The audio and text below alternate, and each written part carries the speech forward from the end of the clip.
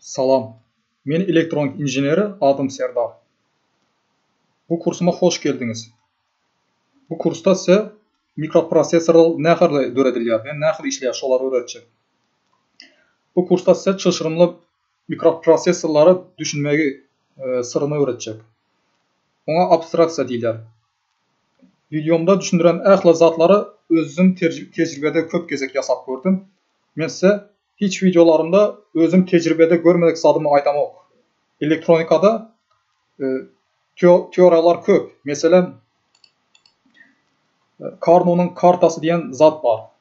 Durmuşda men onu ulanıp görmedim. Şunun için men öz tecrübemde gören schemaları nähili ýasam bolsam, diňe şolary düşündirjek ähli videolarymda. Sanly elektronika 0 bilen 1 diyen sandan başlaýar. Sanly teknikanyň matematikasy diňe şu iki san bilen işleýär. Egerde siz şu iki sandan nädip çyşyrymly kompýuter gelip çykýar diýip hayran kalsanız, onda şu kursum sizin için.